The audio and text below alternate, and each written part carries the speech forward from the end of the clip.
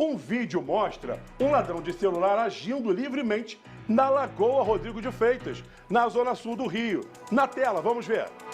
A ação é bem rápida. Com o sinal fechado, este homem, sem levantar suspeita, atravessa a rua rapidamente e furta o celular de uma pessoa que estava sentada na parte traseira do carro branco. Eles aproveitam a janela aberta para cometer o crime. O furto aconteceu nesta terça-feira na Avenida Borges de Medeiros, na Lagoa, zona sul do Rio. De acordo com o Instituto de Segurança Pública, o número de furtos de celulares na área da Lagoa aumentou este ano. No ano passado, foram contabilizados de janeiro a maio 800 casos. Já no mesmo período desse ano, foram 1.222. Eu falo que esse é o crime de oportunidade, que esses bandidões aí ficam de olho quando, infelizmente, a gente, inocentemente está dentro do carro, parou no sinal. Bem que isso não é certo, tá?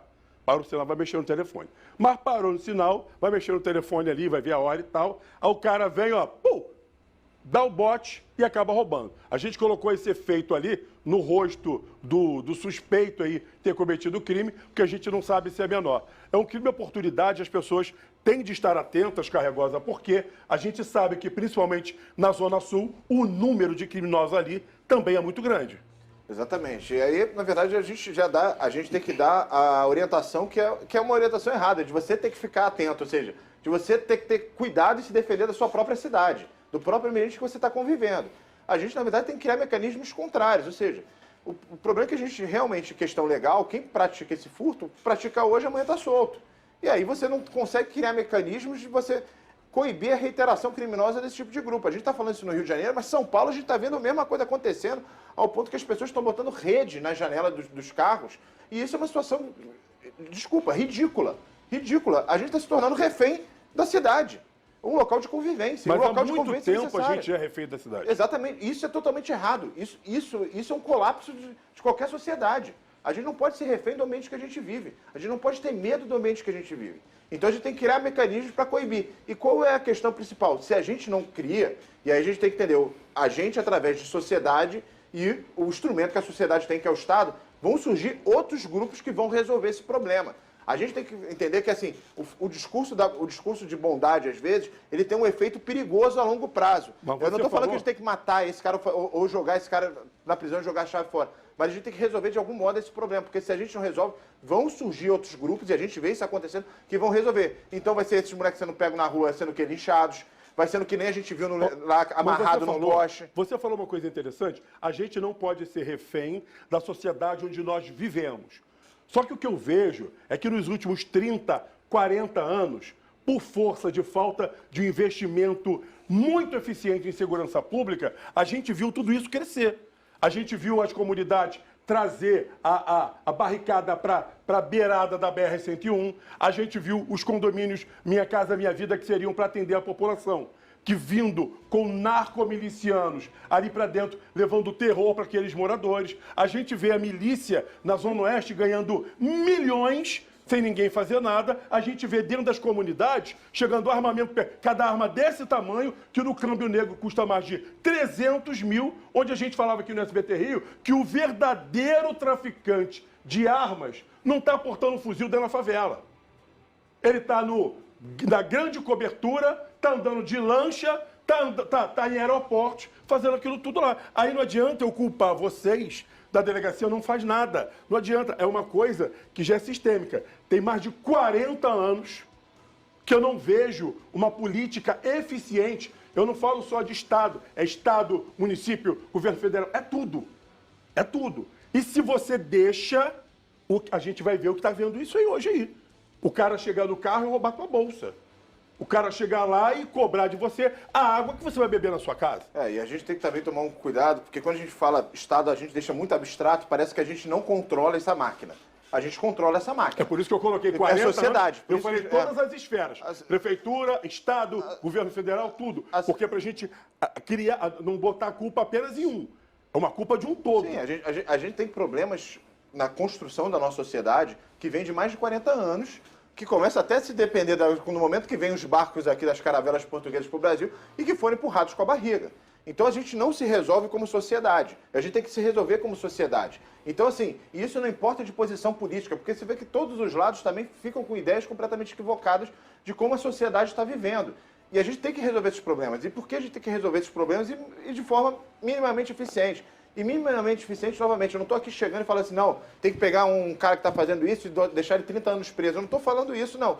Mas você tem que dar uma resposta adequada. Não dá para você botar o cara hoje, o cara fez isso hoje, amanhã ele está solto e depois de amanhã ele está praticando de novo esse crime.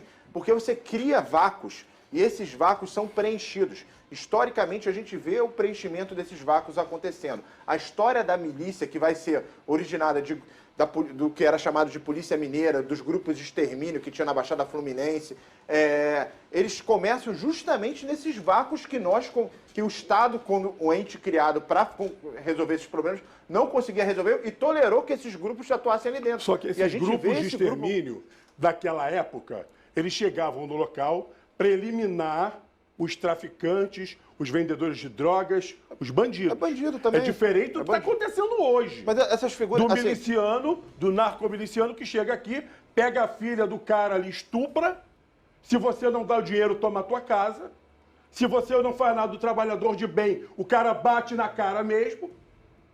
E você ainda é obrigado a pagar. Se você vende a casa, você paga. O cara que recebeu, recebe dinheiro. E é uma situação que a gente está vendo acontecer aí, cara. A máfia italiana, você não concorda que é um problema seríssimo? Sim. Tu vai estudar a história da máfia italiana, ela começa antes da unificação da Itália. Como que é? Eram vários governos.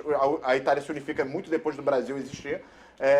E aí era o quê? Era exatamente isso. Eles eram grupos que estavam resolvendo, entre aspas, o poder, as situações ali que você não tinha mecanismos de Estado para resolver. O que aconteceu depois virou a máfia. Primeiro, se já está concorrendo, ele já é uma figura criminosa.